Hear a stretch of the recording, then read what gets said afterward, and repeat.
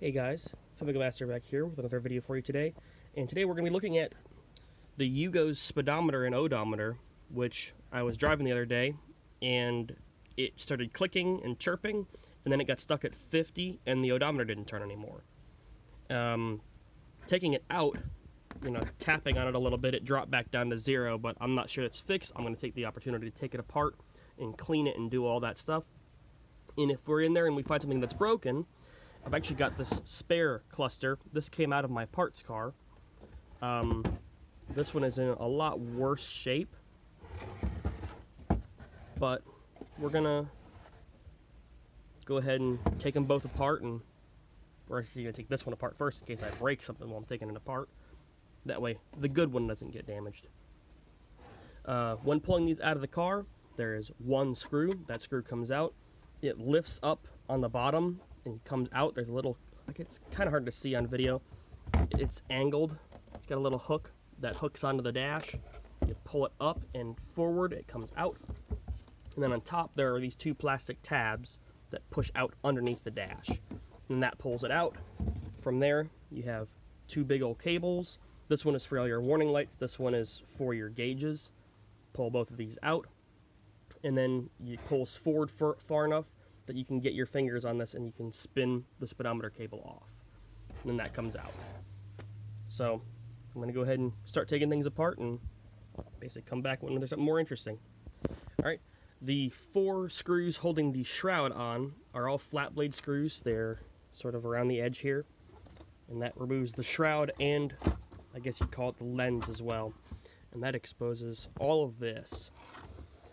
So I think what I'm going to do now is probably pull all the bulbs out and probably pull the board off the back maybe, or maybe I'm going to pull out, actually I'm probably going to pull out these 2 screws. I think that's going to be our speedometer drive. Hey, the spring is still good in that. That's a good start. So I'll go ahead and do that and get back to you. Well, nothing happened taking those screws out, so I'm going to take these 2 out instead and probably try and pry this needle off very carefully to try and get this actual gauge face off instead. And unfortunately, that is our first casualty. That's the speedometer needle that has decided it wants to come apart. But I did get the face of it off, so it's a little bit further.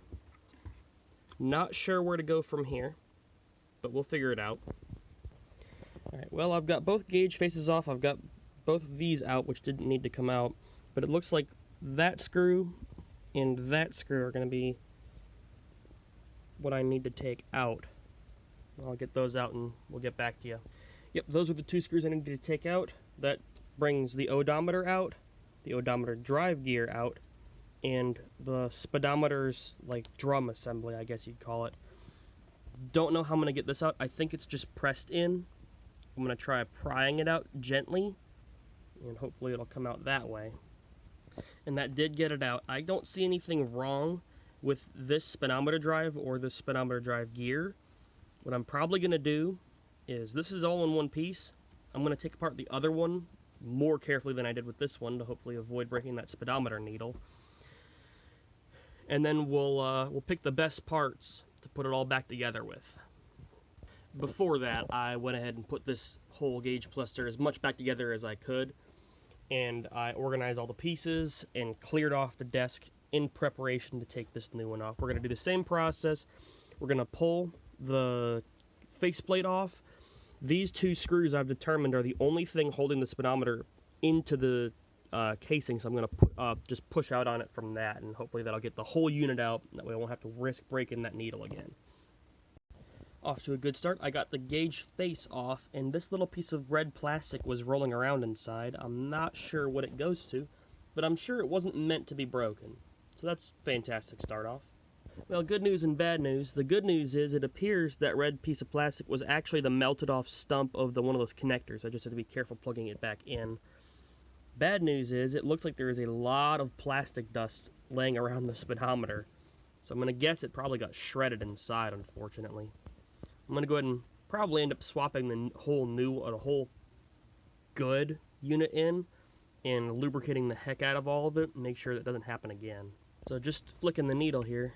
It seems fine until you get to about 45. when it starts to grind, which is where I noticed it was making noise before, and now when you get to about 50, it starts to bind over about 50.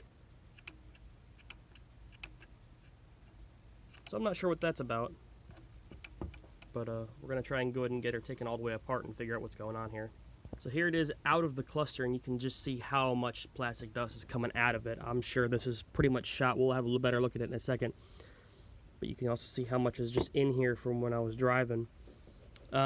Recommendation to anyone who is taking one of these apart themselves, it gets caught on the temperature gauge when you're pulling it out like this. And yes, it turned out that whacking it on the back was the right decision.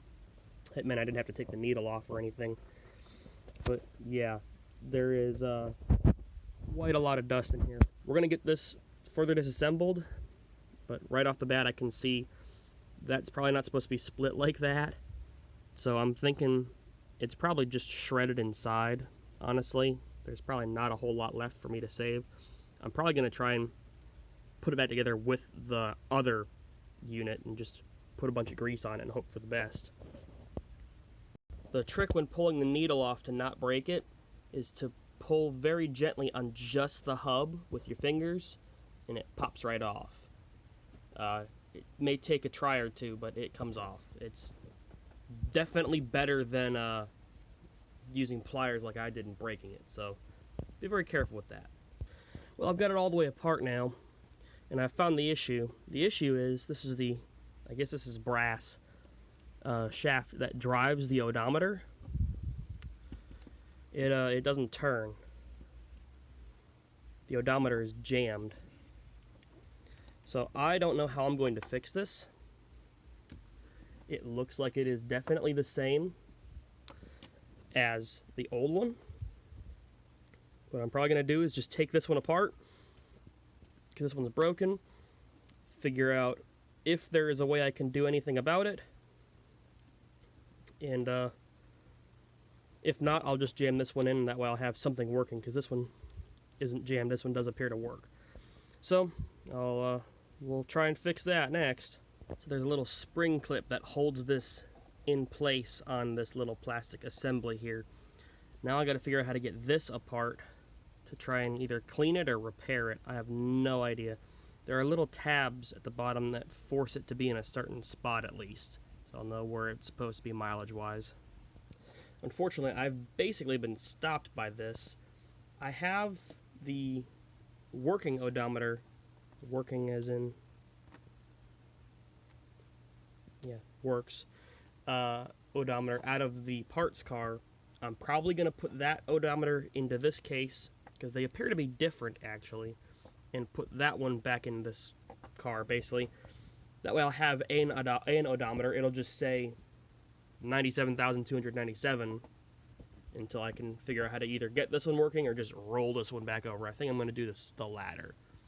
So thanks for watching, y'all. Hopefully you guys' day is going better.